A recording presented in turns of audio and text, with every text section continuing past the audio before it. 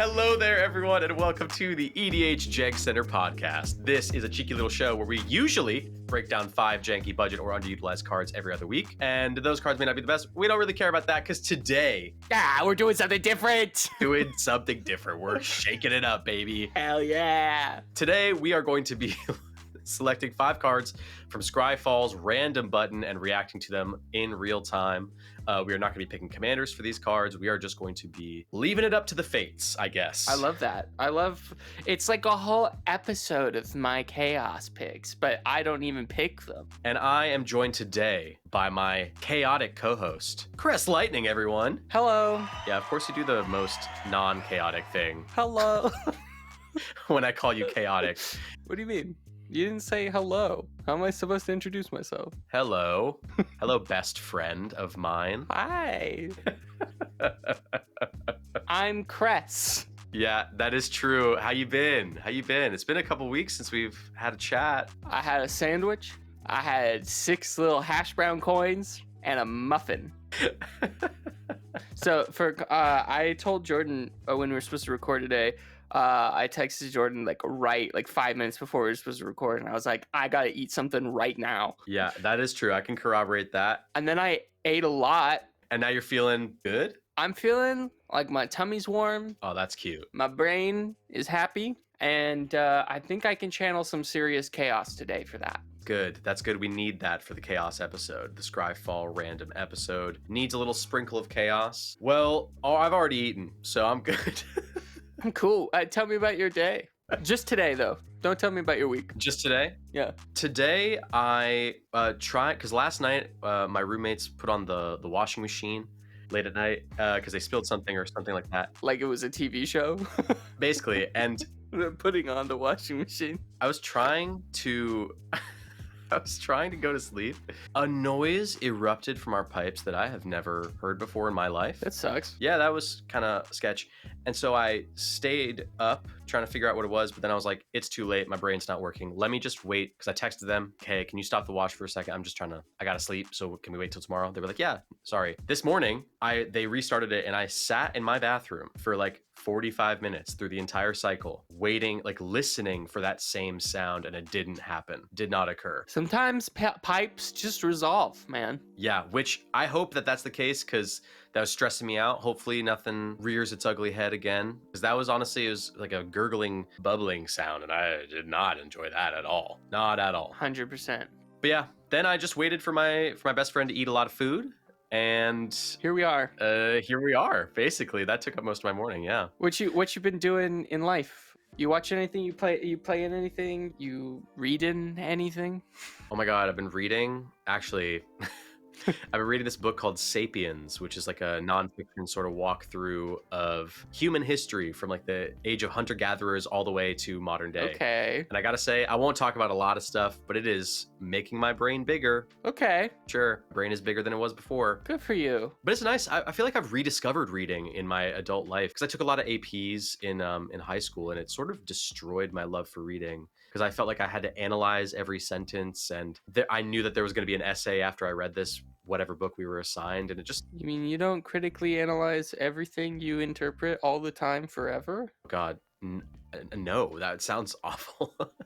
But rather, it was the pressure maybe of testing or knowing that it was not just for enjoyment that maybe sapped it out of me for a while, and then test anxiety is a real thing. Yeah, and for the past maybe 2 years now, I have been on Goodreads and like rekindling my love for books, and it's honestly been great. It's so cool. That's awesome. Yeah, honestly, it's been really nice. I always loved reading as a kid, and it's nice to come back around full circle and, you know, start really enjoying it again. There's a very adult pleasure in sitting down with a book for a little while and just reading. Right. Are you reading anything? Are you like a book person or no? No, I'm a video game person. I am supposed to read. I have to finish my wife's favorite book, so at some point I will get to do that. I will finish it. What is that? Assassin's Apprentice, which is the first of a trilogy in the Realm of the Elderlings series. I hope we picked that up on the mic. It's the first trilogy of a long saga of books by Robin Hobb, Oh, nice. and it's pretty good. I really like it. I just wish I like to read. I really I enjoy reading. My brain can't be like, let's pick up a book right now. Yeah, I can't tell you why. the ADHD. I have to I have to very specifically set up moments for me to be like, okay, it's a read time. And that will probably change as I do it more often. But right now, I'm playing video games. And that's cool. What are you playing? What's been the vibe? I just beat the new Zelda game. Zelda Echoes of Wisdom came out my birthday like a couple weeks ago. That's right. And it was awesome. It was really great. It made my brain hurt a little bit. Okay. I probably clocked, I want to say like 25 to, I don't think I clocked a full 30 hours. I might have. That sounds, I mean, you've done that before I feel like you've said as much on this podcast before of clocking 30, 40 hours of a video game in like 1 week. I beat Tears of the Kingdom in a week and I did everything. I clocked 160 hours of that game. Whoa, good God. That's impressive. Pretty much, yeah. It was pretty much a week of me sitting and playing straight and not doing anything else. Wow, that's it must have been an incredible game. Is this third one like a continuation of whatever happened in Tears of the Kingdom? No. This is a top-down, like, classic Zelda game, like A Link to the Past or A Link Between Worlds or A Link's Awakening or the Oracle games, a type of game I really, really enjoy. So nice. Before Tears of the Kingdom and Breath of the Wild is like a duology, and until Tears of the Kingdom came out, which took Breath of the Wild, both of those games like together are probably my favorite Zelda experience. But before that, A Link Between Worlds was my favorite Zelda game of all time. And I think this game comes really close to that. It's very different. So the way it works is you play as Zelda instead of Link. Okay. Yeah. And so already great. Instead of having like a sword and a shield and like bombs and arrows, you have like a magic wand that lets you copy any object or enemy in the game. And you have to like and you have like a certain amount of points you can spend to make those copies. Yeah. And so every single situation is treated like it's an original Zelda dungeon. So all the puzzles, all of the like enemy design, the world map design, it's all based around a traditional Zelda experience, but you have to go about it in like sort of a roundabout puzzle solving way. Yeah. Because you don't have like your regular tools. You have those regular tools, but kind of like split among a bunch of different things, and you have to get creative on how to make stuff. I can definitely see how that would make your brain hurt. It hurts a lot, and sometimes there's puzzles that like need a specific solution, but pretty much it's like Tears of the Kingdom, Breath of the Wild, where you could just make whatever and figure out whatever. That's pretty cool. And I really enjoy that approach to game design. I really do. A lot of people are sick of it right now. I think this is so funny. I think this is the biggest middle finger to all of the people who are complaining about Tears of the Kingdom, because Tears of the Kingdom Breath of the Wild came out and it was like fresh. But now that it's not fresh anymore because those games took so long to make, yeah, everyone's like, oh, I want to go back to old Zelda. I want the more linear experience. And they're like, okay, we're going to do a top-down Zelda game, but we're going to make it play just like Tears of the Kingdom and Breath of the Wild. Yeah. Well, that's very, very fun and exciting. I'm at least glad that you're enjoying it, even despite a hurt brain, a brain that's maybe struggling a bit. No, but it's like a satisfied hurt brain, you know? You're like, okay. Good. You know how you read and you're like, oh, my brain get big. Uh-huh. I was like, oh, I solve puzzle, my brain get big. I wonder how big our brains are going to get by the end of this episode, because this probably not very, because this might be a challenge. We've never done this before. We have never done this, but this is live improv essentially. This is yes-anding each other. I'm nervous. Look how nervous I am. Wait, I wish people could see that face. It was like a really cute face. Thanks. I was channeling our friend Blaze there for a second. Oh yeah, Blaze. A future guest on this podcast for sure. Shout out to our BFF. And shall we just get this ball rolling? Yes. Okay, it's time. Oh God, now I'm getting nervous. Here we go. Our first random card of the day is Enlightened Tutor. This is 1 white mana instant. This is actually really good. This is This copy is from The List. Search your library for an artifact or enchantment card and reveal that card to all players. Shuffle your library and put the revealed card back on top of it. So we've got a spicy little tutor here. This is probably the most like staple, quote unquote, staple-y card we've ever had on the show. That's because we're doing cards at random and are not picking them. I would also like to say this card is expensive. It is very, very expensive. For a black border version of this card, you're paying just under $20. And you can get like the really bad, I'm sorry, they do really just look bad. The gold border version. Yeah. Those are the ones that are cheapest. You can get one that's like $10, but yeah, I don't know. We talked with Mike Carosa about tutors. I am not generally a fan. Although this is nice because it puts the card on top, so there's like a one layer of like you don't get it instantly. Here's the thing. Yeah. I play like self-mill deck where I have a couple tutors in the deck that I pulled, I will say, that I use in that deck to get the card to pull the card leveler, which makes it so when I play it, I remove my library and put it into my graveyard. And the idea, right, is to have like Lab Maniac or something like that on the field where right. Having no cards in the library game. Right. So I only use it for one card, right? Like I could have a bunch of tutors and tutor all the cards I need to make, the end game happen. Yeah. But I kind of like to play the deck like it's a like Exodia deck from the original Yu-Gi-Oh. I'm familiar. Like Yugi's grandpa's deck. What a busted thing. Where I just like, well, this is just like like I just keep milling cards unless I pull that card, and that's like the vibe. So I think there's fun ways to engage with tutors. Yeah. But generally, I feel like, I mean, they're good. They're just good. Like there's nothing. That's what it is. Yeah. You get to pull what you want, and that's good. It's consistency, it's and that's something that I stray away from. Other ways to create consistency without just that straight line, I'm gonna get this card every time kind of vibe, which I feel like a lot of tutors do. It's that exact reason, right? It's like being able to pull something straight out of the deck. I would just rather run card draw personally and just leave it a little bit up to the fates, Sort of like we're doing right now. Yeah. I think it's boring. Yeah. In a format that we play where you get 100 cards, you're gonna waste one of those slots on something that just lets you get another one of your 100 slots right away. Yeah. Like you don't want to play the roulette. You don't want to play with synergy. You just want to get the thing. Yeah.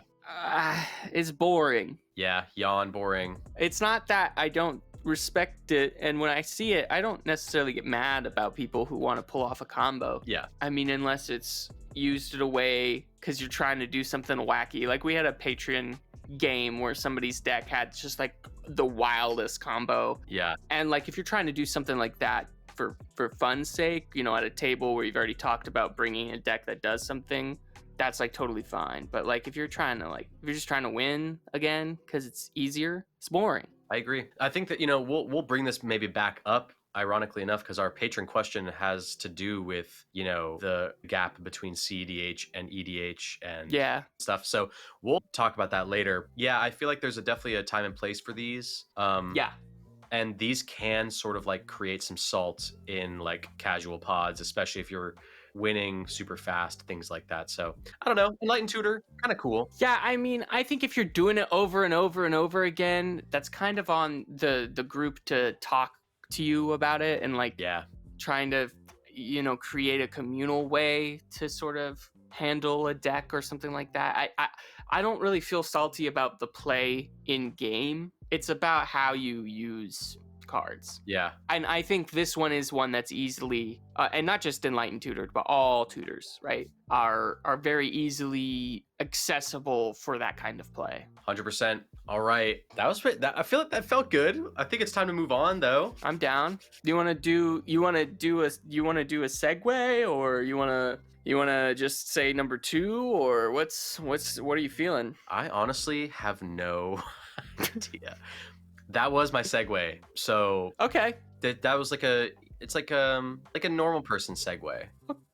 Okay. You know what I mean? I mean, it didn't really feel like a yes and, but that's okay.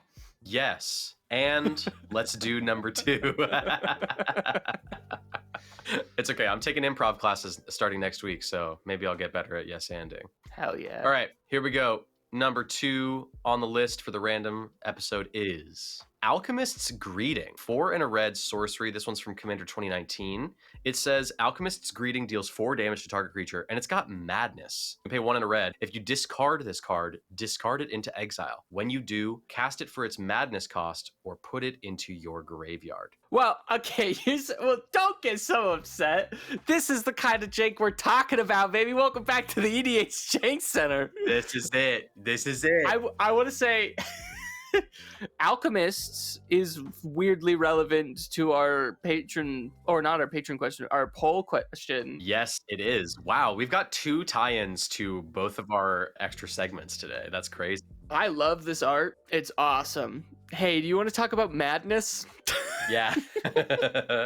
So Madness is something that I never use in any deck, but it is something that happens when you know, it's a synergy you can include in like graveyard or discard sort of strategies where, you know, Alchemist's Greeting as a 5 mana sorcery is not that great. But if you're discarding it and you're able to cast it later for its Madness cost, which is only 2, then it becomes a bit more efficient and you can like justify running it in a deck, or most people can justify running it in a deck. Yeah, these kinds of damage spells that don't do like it's not like an X spell, I don't really gravitate towards typically, but there is, I know we said we weren't going to find commanders for these cards, but there is a commander that was printed this year, Judith, Carnage Connoisseur, and she gives all instants and sorceries you cast Death Touch and Lifelink. Oh. Yeah. And what I love about those kinds of commanders being printed, and there have been several in the past few years, they make like an entire card genre. So like I would argue that there's like a whole genre of cards, a little pocket of cards in the Magic space that do this kind of thing. 100%. A sorcery that deals a specific amount of damage to X target or whatever, whether it's a creature or player or whatever. Yeah. And they're usually meant for like limited play or, you know, drafting, things like that. Maybe like modern or I don't know. Those formats that I don't know much about. But right. In Commander, very non-functional until these commanders get printed and all of a sudden rife through your bulk pile, find these cards and all of a sudden they're very, very good. You can even discard this, pay 2 mana. Now you can pay 5 mana just up front and now you're just killing a creature no matter what, if it has Death Touch. And then you're gaining 4 life as well. That's pretty cool. There's ways to capitalize on that in red and black. Yeah. It's very, very sick. Very, very sick. Yeah, I want to like Madness because I like it thematically, right? Like I like you discarding your hand on purpose, right? Like you getting rid of your like the things that you as a sentient magic user are forgetting your spells essentially, right? Right. I like it thematically a lot. I have never seen somebody make a Madness deck. Like, I have never seen somebody bring it. I'm sure they exist. And I'm just curious out there, does anybody do that? Who does that? It's very janky. I would like to see some examples of fun, because I like these, right? Like, I was just talking about a self-mill deck. I like these, like, weird style of play decks. I'm not trying to pull off anything insane. I'm just trying to, like, play the game in, like, a tangential way that sort of throws everybody at the table. And Madness feels like it's could be like that, but I just haven't seen. Most Madness cards I'm like, I don't vibe with, but maybe there's enough synergy. I think because I remembered I know this is a commander deck from 2019, and there is a commander, Anya Falconwrath, who cares about it. She says whenever you discard a card, if it has Madness, untap Anya Falconwrath. So like she wants to like discard cards. Her tap ability is discard a card, draw a card. Yeah. So like you want to be doing that. And I think this was literally in that precon. So outside of that, I don't know that there are many like sort of Madness commanders. And as a result, there aren't that many cards. It's just a very narrow vibe. But I like me some narrow. Yeah, I was gonna say, which we love on the Jank Center, baby. Yeah, no, it's great. Great. A little flamethrower action on the art. An old guy with a flamethrower would scare the hell out of me. I believe it. Yeah. Let's get out of this guy's way, because he seems very intent on burning up whatever he's shooting the flames at. And we'll go to our third random selection of the day, which is Carnage Tyrant. 4 and a green creature dinosaur. This is from Secret Lair drop. I don't even know what Secret Lair that is, but it says this spell can't be countered, trample, hexproof, and it's a 7/6. I like him. I love this. I really do. This is a kind of card that like I definitely would want to talk about more on the channel, but because I've got myself in this sort of niche of like talking about budget cards usually, Yeah. I can't talk about this, but it is just good old fashioned smack you in the face Magic the Gathering. Yeah. It's like one of the first sort of like vibes I got into because I was like, wait, so I can just play like giant creatures and like a bunch of damage to my friends? Nobody can do anything about it? That's great. No, I'm doing that every time, every single Yeah. time. Yeah, the spell can't be countered means it's a nice little middle finger to blue decks everywhere, which is Yep. nice. I know you're a blue player, so sorry about that, but I play all the colors though. true. I don't even run counter spells when I'm playing blue if I can help it, or I'll do like one because it always feels so bad to me. I always feel so bad Nah, I put them in. countering stuff. I don't like only run counters, but it's just a different type of removal. Yeah, I guess so. And I mean, it's still single target, so I just always feel like I know how I feel when I get my stuff countered, and I don't want to give that to others. you just don't like individual conflict. That's why you run a lot of group hug. But I also, hey, I'll run my single target removal. I do go that thing in particular needs to go. But you're absolutely right. I definitely prioritize, my ethos is like prioritizing the experience of everyone rather than like, This guy looks like the Jurassic Park reboot. oh, Jurassic World. Yeah, you know how? Did you watch that movie? Because that movie I did watch that movie. I don't remember enjoying it. I remember being like, why is this taking so long? And then the final scene of the Yeah. movie where all the dinosaurs finally show up, there's like the super T-Rex. Do you remember that? Yes, because It- it's like Chris Pratt he's like a trainer. He's like a dragon, Oh, a dinosaur. He's a trainer. dragon master of velociraptors. Chris Pratt is a dragon master. I would watch that. Yeah, it was basically like watching a Pokemon battle. Yeah. Is that the one where all the dinosaurs like stomp into the theme park? Like they escape and they're all like running rampant through the theme park and there's like a bunch I'm of people pretty- screaming and running instead. I think so. Is that the first one or is that the second one? Because I remember seeing both when I lived in LA. I've not of the reboots. Yes. I've not seen the second reboot. Okay. I don't. They all blend together in my brain. And I love how we're not even talking about the card. This is just us talking about Jurassic World. Nah, but that's what this guy looks like. I love. If you go up to the special guests art? Yeah. I really like that art, the full art there, but also just the original Ixalan print. Yeah, definitely. I love its little armor. I love a little armored dino. Yeah, it's a little battle dinosaur. He's so cute. Trample and Hexproof is also just so based. Yeah, it's pretty good. Yeah, I really do enjoy just a good old creature. Something that, it's good fair magic. Pay 6 mana, you get something real nice. And it'll attack and do some stuff, but it's not gonna like end the game. Or you use Mael and you get it for free. Oh yeah, I forgot you can do like generate shit now with this. But maybe back in the day, maybe back in Ixalan days, no, what am I talking about? You could definitely still do that. Maybe green has always just kind of been... Hey, here's the thing. Magic the Gathering, always been dumb, but always been fun. Ah, that's good. That should be their new slogan. Always been dumb, always been fun. I think so. I think actually, yeah, they should do... For 2025, their next long list of sets, that should just be, you know how Pokemon used to have Gotta Catch 'Em All Yeah. back in the 90s? Right. It could be like that. It'd be like Magic the Gathering. Always been dumb, always been fun. I mean, that could also apply to the channel as well. Making you mad since 1994, 6, 5? Did Magic start? That's actually a really condemning, I feel damning like we should know that. statement. We should know that. All right, MT Gatherer. I'm seeing here August 5th, 1993. 1994. You were good, yeah. I think, 1993, 1994. That's a while ago. I wasn't alive yet. I also wasn't alive yet. Damn, I can't believe Magic the Gathering's older than me. Always been dumb. Yeah, always been fun. Would you ever run a dinosaur Yes. dinosaur deck? I feel like I don't gravitate towards kind of tribal stuff a lot of the time. It's like for me the pool of cards is a bit too narrow. I like it narrow.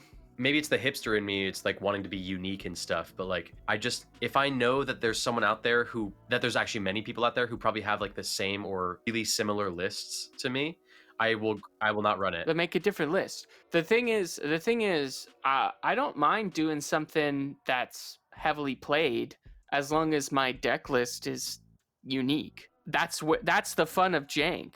I don't think dinosaurs are that narrow. But what I'm saying is to make at least for in general, to make a dino deck sort of viable, there is the same sort of breadth of cards that you have to choose from. What define viable? Because I'm playing whatever I want to play.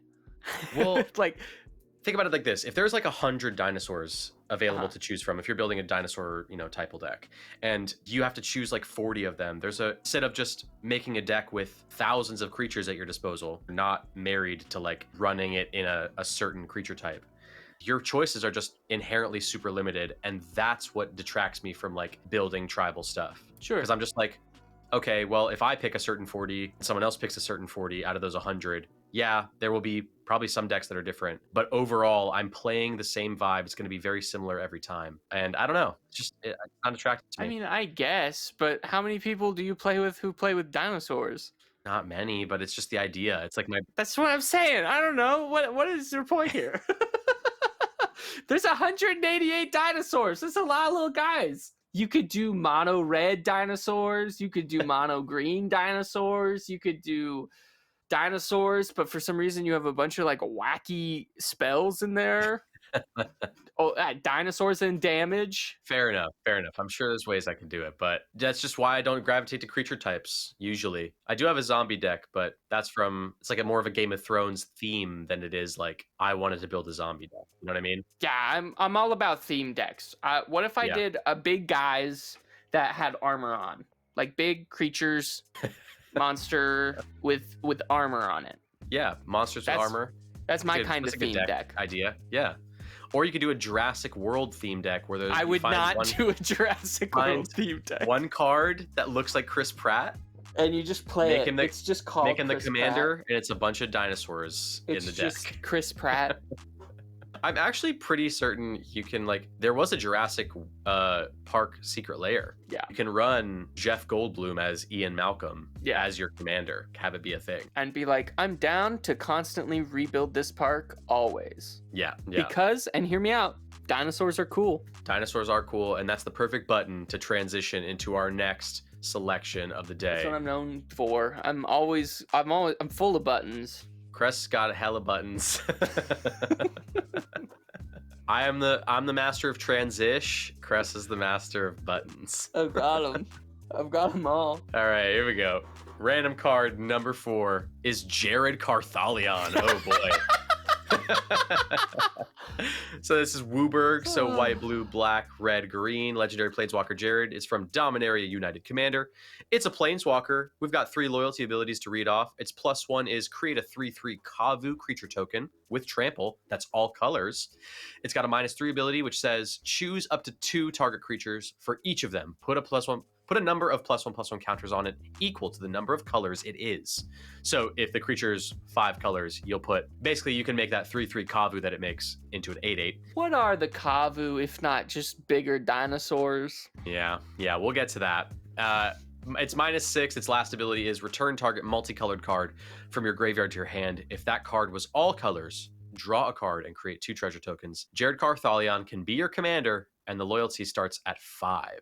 Ooh, baby, this is a Wooburg commander if I've ever seen one. I think my friend Louie, who I play with here in where I live, he has a Jared Carthaleon deck, and at first glance, I'm not really scared of any of this.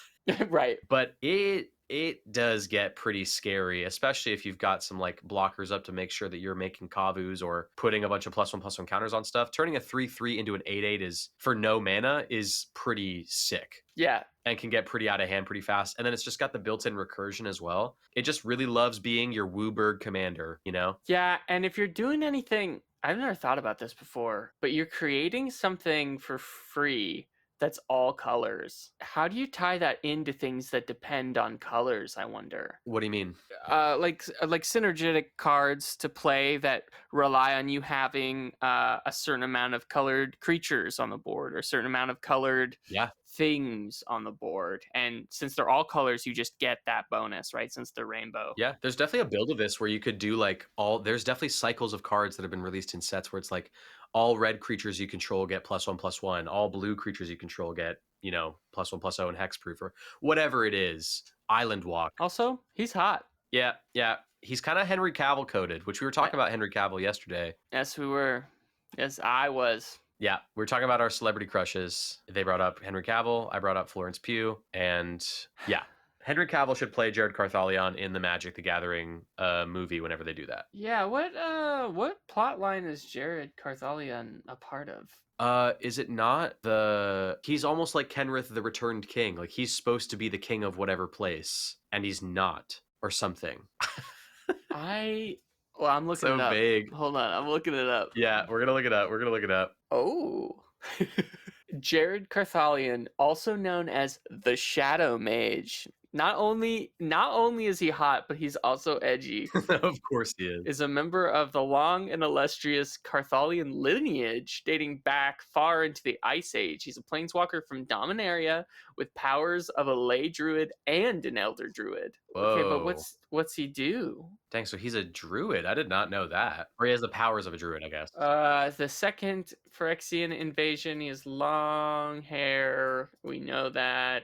He's just like a guy. He's just kind of a hunky himbo with powers, I guess. Nah, okay, but I get, see, like that's my type. Yeah, a hunky himbo with powers. With powers, like, emphasis on the powers, and I would love for them to call themselves the Shadow Mage. Who's another hunky himbo you're into? Sephiroth? You like Sephiroth or no? I wouldn't say Sephiroth's a himbo, but the Cloud is.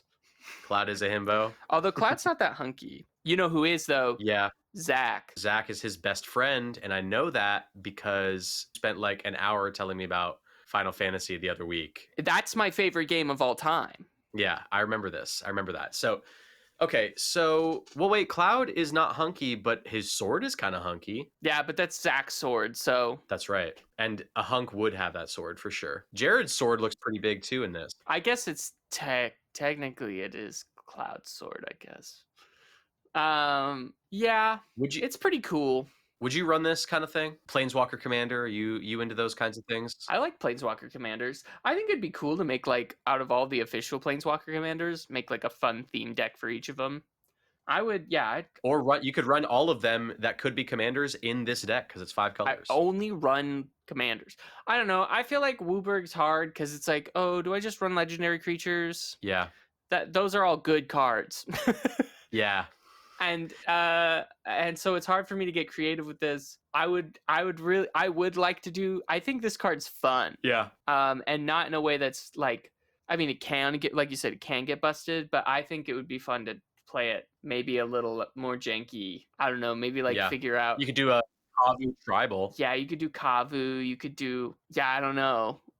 You could just do like a Dominaria, just like. Hunky Guys deck. Hunky Guys deck would be super fun. Just a bunch of jacked dudes in one build is really funny. But specifically from Dominaria. You gotta get real narrow with it. You gotta get niche. Yeah, 100%. All right. Well, any other comments about this little himbo boy? He's hot. He's hot. Yeah, that's a good button. God, you're good at buttons. Full of them. Yeah, chock full of buttons. Here we go. And now we're already at number 5. Wow, this feels like it's gone by. Can I read this one? Yes, absolutely. 100%. All right, here we go. Card number 5. Crest is going to read it. Hope it's good. It is Paralyzing Grasp. Oh no. This is an enchantment aura for 2 and a blue. Enchant creature. Enchanted creature doesn't untap during its controller's untap step. Classic. How do you feel about freezing? Classic. And what set is it from? What set is it from? Oh, it's from Zendikar. The original Zendikar. And it was also in Return to Ravnica. So the second time. And they haven't reprinted it since. So this is a card that's kind of stuck in like 2009? Yeah, dang. The first art by Izzy, the Zendikar art, is really crazy. Yeah, both of these artworks are kind of wild. Honestly, this first artwork from Zendikar reminds me a lot of Duskmourn, and like it's the like vibe currently, sort of abstractions and yeah, teeth everywhere, and yeah.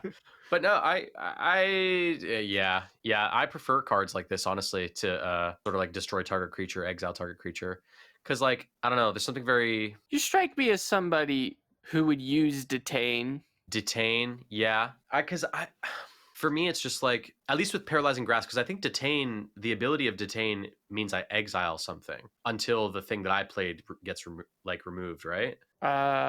Yeah. Yeah, because like for me, the appeal of these auras is that you don't have to send a creature to back to a hand, back to a library, into a graveyard. Exile is different because it does permanently get rid of the thing, but these kinds of things are like better in my opinion, just because I can play this and they're gonna have to waste removal on the thing that I played in order to get their thing back, and It's like stalling. It's like wasting time.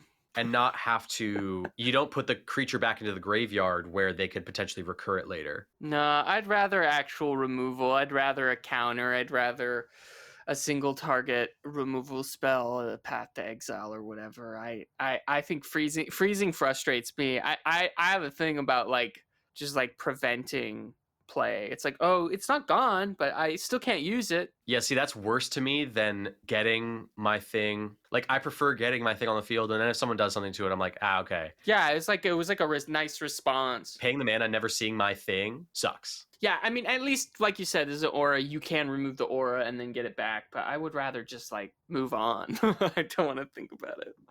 Yeah, for sure. For sure. I understand. But also, I don't want to have to. I don't like the lingering feeling that it's there because then it could be taken. It's still a piece that like I have to think about it, and I don't want to Yeah. think about it. If you're gonna remove it, remove it. Don't make me think about it. I mean, that's the big difference between our brains. I love having like a puzzle to solve. I enjoy that, you know? No, sure. You should play Echoes of Wisdom. Yeah, the more things I keep track of in a game, I enjoy that stuff. Which is funny because, you know, this play group that I play with here, person, most of them were beginners when we started and still kind of are. Wow. And, you know, my decks are just kind of built, you know, I didn't intend for other people to play them usually. So Right. they're all kind of struggling because there's just lots of stuff to keep up with. And I forget that that's sort of like a learned muscle you have to train time. Right. Anyways, all that being said, I do enjoy these sort of blue auras. There's lots of ones that have been printed recently that sort of remove a creature's abilities or reduce them down to just a base 1/1. Or there's a new one that just does a 0/1 with no abilities from Duskmourn. That's really fun. So this is kind of, we're looking at kind of the forefather of those cards here, which is a nice, I think, a nice little period on the end of this crazy random card sentence that we've done. The Halimar Sea Caves are both the breeding ground of giant squids and the dumping ground of hardened criminals. That goes pretty hard. Thanks, Zendikar. I would love some more giant squids in Magic, by the way. Yeah. Wizards, if you're listening. I know you're regular listeners, so if you're listening, please more squids, please. Yeah, all of Wizards of the Coast, all of you. We know you listen. All of you listen. And we know that you follow our word like it's God. Each of you, gospel. More squids, please. Yep. That would be the episode title if it weren't a random SCRYFALL episode, because we have to tell people what it's about. I mean, you could go more squids, please, dash the random SCRYFALL episode. Okay, I'm going to write it down because see, this is why we have a co-host, because my brain would never have come up with that, not in a million trillion years. I'm always thinking about dashes. Anyway, that was fun. That was fun, and now we got to do our poll, baby. Oh my God, work. Yeah, it's going to be this is a big one. So for those of you who are new here, please don't listen through this episode first. You should listen to our other episodes, get a feel for the vibe, and then come back to this. They're like way funnier. Yeah.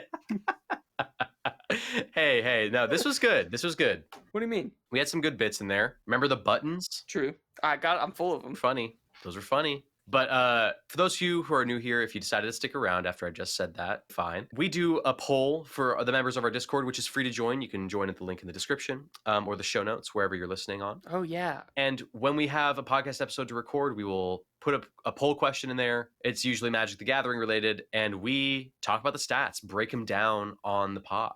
So this week's question is, if there was going to be a Universes Beyond for an anime, which one would you prefer? And we have a bunch of choices here. Cress is going to read them out. Yeah. First we have My Hero Academia. We've got Attack on Titan. We've got Bleach. We got Naruto and Boruto. We kind of lump those two together. I know they're technically different, but it's the same. We've got Full Metal Alchemist. We've got Jujutsu Kaisen, Cowboy Bebop, Dragon Ball Z, Chainsaw Man, Hunter x Hunter, Sailor Moon, and Jordan put on Demon Slayer. Oh, and one of the options we gave people as well was don't touch anime, please. Don't touch anime, please. Yeah, which I want to say, like, I added Demon Slayer because I was like, I love Demon Slayer, and no one voted for it. Oh, fuck, man. Okay, so percentages on the poll. I will say Demon Slayer, Chainsaw Man, and Naruto, nobody voted for those. So if you like those animes, get mad at our community. Crazy. Yeah, I feel like Naruto, which is like one of the most, is Naruto not the most popular, one of the most popular animes of all time? I mean, I feel like anime has gotten a lot more popular, and it's probably not. I don't think anybody's favorite by any means nowadays. Maybe it's just because Ken, our friend, one of our other best friends, Ken, is just so into Naruto that like he made me perceive it that way. I guess I don't know. I remember really loving Naruto Shippuden, so I kind of fell out when I tried to jump into Boruto, and I didn't really click with me. So right. I just wanted to mention that because people started talking about this. Yeah. When you dropped this poll. It engaged the community, that's for sure. 100%. We got a bunch of things that we didn't even mention here, which makes sense. I mean, this is mostly shonen anime, which is not like the most,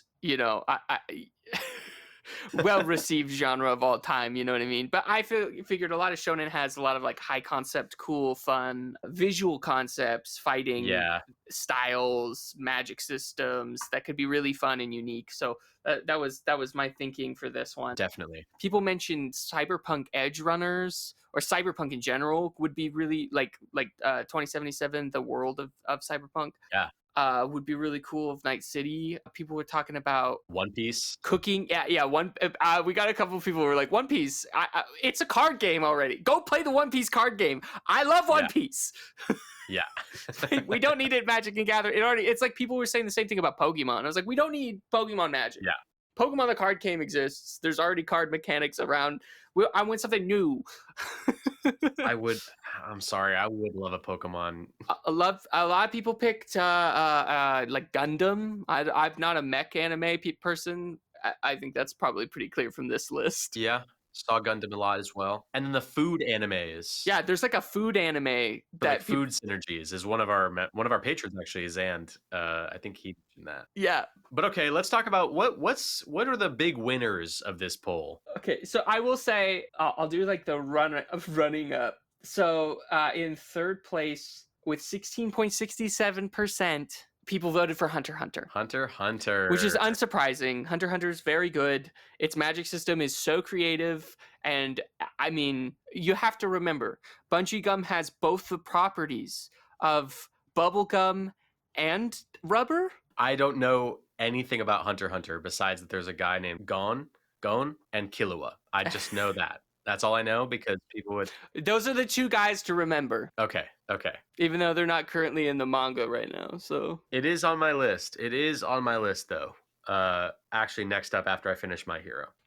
It is for sure, but I mean, before I started One Piece, it was probably my favorite anime. Wow, okay. But One Piece is so good. And it is for sure still my favorite like magic system within an anime, like a shonen. I think the intricacies of Nen would be really confusing to try to make like Nen a mechanic, but I think all of the characters that use Nen would generally, I think, translating them to using Magic's 5-color system would be really interesting and fun. Yeah. Oh, another thing people mentioned was Avatar, which I think is I feel like that's pretty shoehorned in. I feel like that's going to happen at some point. Definitely. Oh my goodness. Yes. I would lose my mind. That has to be in the talks at some point, right? Maybe they're waiting until like one of the movies or something is ready closer to release so that they can like time it. Sure. Or like a TV, like the next few seasons of the TV show where they're like, I don't know. I could definitely see it happening though, for sure. Right. For sure. Which is like not technically anime, but it's pretty much, it is. Pretty much. It is kind of it's kind of anime. Yeah. And then, so that was number 3. Number 2 was Don't Touch Anime. We got 18.5% of people was like, Wow. we don't want anime. And we had one person in the Discord definitely made a good point, was like, oh, I just really don't like the art style. And that's fine. Yeah. You don't have to like anime art style. I love it, but you don't have to like it. But I think what Magic the Gathering's Worlds Beyond has a unique opportunity to do with these properties and these IPs, if allowed, would be to do what they did like with the Lord of the Rings illustrations, Right. where they would get their huge legacy of artists who do, more realistic visual arts for a lot of these characters. It'd be really cool to see like an authentically drawn Japanese kid Yeah. as Ichigo, but with his like bright orange ass hair. I think it would be really dope. I would love that too. Honestly, that would be so cool. And a lot of people are tired of Worlds Beyond, but I don't think it's going anywhere. So might as well make it fun, right? Exactly. That's sort of my point of view on it as well. Is just like it's gonna happen regardless. We live in a giant capitalist machine. So like Yeah. it's gonna happen. Just choose what you like, ignore the things you don't like, and you get to create your experience. 100%. I'm so stoked for Final Fantasy next. Yeah. But here's the surprising one, and it's number one on this poll. Yes, by a lot. Won by a lot, with 29.63% of voters for this poll was for Full Metal Alchemist. Full Metal Alchemist. Right. Which is awesome. I mean, I totally vibe with that. I totally fuck with 100%. with the, you could have like a commander deck that is just for like the homunculus. You could have a deck for like the military led by Fury Bradley. You could have like the boys could have partner. You could have Alphonse and have partner. You could have a whole like Ling deck. Nice. Or Mayan Scar. I mean, it's just I do feel like there's a lot of like factions of Full Metal. Yeah, that you could assign a color combination to or something like that. And like, because I was gonna say, I wonder what it is. Does it say something about the anime itself and its popularity, or were people? Well, it is very good. Well, right. And very relevant. And wait, I should have actually made this distinction myself, but is this Full Metal Alchemist or Full Metal Alchemist Brotherhood that we're talking? I would have wrote Brotherhood, but I kind of think that you could use Brotherhood only. So the original anime, the beginning is a better storytelling of like what actually happened to the brothers. So if you want like their origin, yeah, the original anime does that really well, and then it diverges in storytelling. So I consider Brotherhood. Okay. You could pull from both. I don't think it matters. Yeah, but either way, I agree that the setup in Full Metal Alchemist is just ripe for like commander decks, like pre-built commander decks for them, or like, oh yeah, General Must. Oh my god, bro. Yeah, I'm like, oh, like a Mustang and Hawkeye deck. I just like, there's so much. I would eat that shit up. Oh my gosh. Like all his whole crew on the east. Yeah. That'd be a fun little party deck or something. That could be fun. Party? You want to bring back Party for Full Metal Alchemist? It's the Jank Center. I gotta mention something janky. I don't know, but yeah, no. This was a really fun poll. I loved how engaged everyone was, which we definitely found out that. What anime on this list did you want? I wanted Demon Slayer. You didn't vote. I did vote. No, there's a 0. Oh, I didn't select Demon Slayer. You're right. You did. Dang. It would have at least had one more than Naruto, and then you could be like, see, it deserved to be on the list. Oh, no, I voted for My Hero because I'm currently watching it. That makes sense. It was one of those things where, like, like you think you text someone and then you picture the text being sent and you never sent it. And you're like, why didn't this person respond to me? Yeah. That was what happened. I was like, yeah, Demon Slayer would be cool. And then never thought I did and then never did that. Yeah, I specifically texted Jordan not to add things like Demon Slayer or Inuyasha because we already have a set that's based in Japan. Yeah. So, like, I mean, while it would be cool, it would just kind of be like, okay, but they already kind of have Waco Mundo. Yeah, that's not just Japan. I get that. And yokai, right? Like, which a lot of Kamigawa is based around. Yeah. In my defense, before we move on, I do want to say that I did read it. I just read it wrong because they said I wouldn't include Demon Slayer or Inuyasha, and then I just read it as I would include Demon Slayer or Inuyasha. I would include them. I just didn't. Yeah. Yeah. But I was a tired boy, So, cut me some slack. Yeah, let me know in the comments if there's an anime you wish was on here. There's things I don't know anything about, right? Like Evangelion or Steins Gate or So many animes that. So, someone mentioned Castlevania. oh, the Castlevania anime. But here's the thing. The Castlevania art from the original games would be better. So let's just, if we did portrait art from the Castlevania games, let's just make it from the games and not the anime, please. The games are so good. Wizards, take notes. Castlevania deck would Castlevania set, or even just like commander sets. I think I don't know if there's enough lore for Castlevania for them to. There is, but like to differentiate it from like Innistrad or something like that. Right. I feel like you could do like 4 Castlevania decks that are like heavily right. The way they did the Warhammer ones. I could feel like, although honestly, they should bring Warhammer back. They should do a full set for Warhammer. Yeah, that was so much fun, and the decks played so well together, and there are awesome cards from that slot. Anyway, anime's great. Anime's great, and that was a great poll. Thanks for suggesting that question, Chris. That was a very engaging discussion question. Yeah, and you can join those polls and stuff and be a part of the conversation when we have them. And don't worry, not every poll I ask will be about what Worlds Beyond do you want. Yeah. Some of them will be like, are you excited for the next set that's a Worlds Beyond set? No, I'm just kidding. Yeah. It's only Universes Beyond questions. Right. And then, yeah, maybe you could vote. If you join, all you got to do is hang out in Discord. Come and engage with the community. Yeah, it's free and it's great. Speaking of our community, we got to address our patron community with our patron question of the week. So we also have a tier of our Patreon that you can subscribe to, and you can submit questions for us to answer on the podcast. Today's question is asked by our patron, Brainiac.maad, or Brainiac Mad. Brainiac asks, do you think the health of the format would be better if we saw an official split between CEDH and EDH with different card pools? So this is very relevant because a month ago, people will be listening to this later, but about a month before recording this episode, we had a huge announcement in the Commander format. Yeah. The rules committee banned Jeweled Lotus, Dockside Extortionist, Mana Crypt, and Nadu Winged Wisdom. Which obviously will do what it does on the secondary market, Yeah. And those cards are going to go down in price probably pretty significantly. Yeah. People were very upset for decent, understandable reasons. Part of me is like people being a bit dramatic, but also it's like if you invested money. Also, don't gamble. I'm like, don't. If you're not willing to risk the gamble, then don't do it. If it's gonna make you cry. This is kind of a great segue into what my answer would be, which is I think yes. I think it would be better personally. I mean, there's more to that story, right? To what? To the story of the rules committee disbanded because they got a bunch of death threats from the community because of this backlash from. And they handed it over to Wizards, who now officially runs. So that kind of feels like why this question was asked, right? Now that Wizards is in full control, what would you like to see, essentially, right? Yeah.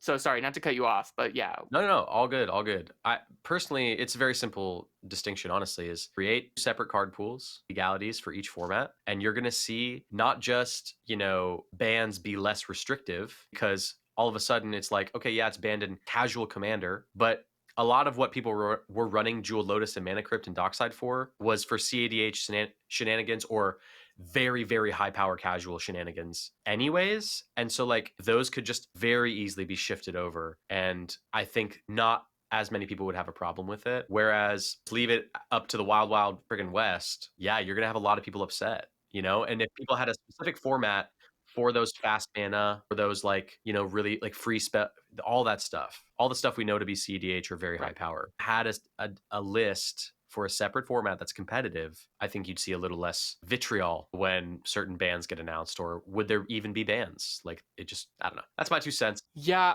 I agree. I think separate cards for separate pools. If you're going to play the game of we're printing these cards and we're not going to reprint these cards because we want them to be more expensive on the secondary market because they are powerful cards, right? Like they have full control over that now. So yeah, I mean, that's a thought of the company making these cards. Whether or not they want it to be fair for everybody, which I think everybody who works, that's their best intention, right? Like, it's the big publisher corpos that are the ones that want to steal from us. but the card designers, the people who want to create the format, want to dictate the meta, I think do really care about this particular. Definitely. But here's the thing: is this is a community based. I mean, before Commander was real, EDH existed. So Elder Dragon Highlander, right? Like it was like designed to be played sort of after tournaments. Yeah. Like in a casual setting. It might have been designed to be played casually, but it was designed in a way that was freeing. And so banning cards in something that is supposed to be like a free format, it hurts. I do see that. Yeah, definitely. It's their fault for making these cards and for the power creep, and it's their responsibility, right? So like from a community standpoint, it is just kind of like, okay, that kind of hurts. But it's already happened. Right? It's already happened. Rules are going to change. I agree with you, Jordan. I think 2 separate pools is a good idea. Maybe 3 separate pools, right? Depending on what you're kind of like. Just have a bunch of different versions of Commander that people can opt into playing. Yeah. The more specific you get in dictating and controlling the meta of your game, the better it is for us as players to know how to interact with that game. The fine line between the power scaling of what is Commander, what is EDH, and because somebody who has collected a lot of cards might have cards that fit into CEDH but don't necessarily want to play competitively. So why can't they bring that deck? Oh, because everybody else doesn't have those cards, right? It's not about necessarily having a monetary value over people if there's open communication in a community sense, but it's not. But nobody knows how to engage with that power level conversation. Like Rule 0, is that good enough? It's not good enough. It's clearly not good enough. And so their steps, they had like a 4 tier. I think that's a step in the right direction, but I don't think that's specific enough. I think that's confusing and not. I suppose like with anything, it'll be a sort of like ongoing dialogue, right? Like it'll just continue to evolve and change. And picturing it, I think it's very, very simple. Yeah. As it stands, as it stood then before the bans, if you just took and made CEDH and Commander like 2 official formats, right? Yeah. Ban a bunch of cards in the Commander format, casual Commander, EDH, that pool of cards becomes exclusive to the other format. In both formats now, you can use any card you want. It's just that EDH has a very specific ban list to prevent those really high power decks from stomping over everyone. Yeah, if like in tournaments and competitive and stuff, yeah. That way both players basically have the world at their fingertips. Casual EDH people just don't have extremely fast mana and like turn 2 combo enablers in their decks. I think that seems to me like a very healthy version of the format. I think that could be great. That's not what we're going to be seeing. This is now what we're in now is a very different world. We're in very bizarro land of whatever Wizards says, Wizards does. And you know what? Magic's always been dumb, but it's always been fun. What a great callback. You're welcome. I thought of it myself. That was incredible. Yeah, no, great little button. It's now we got to move on to the plug. I can't. Plug. It's time for a plug and plug. This is an EDH Jank plug. It's time for a plug. It's time for a plug.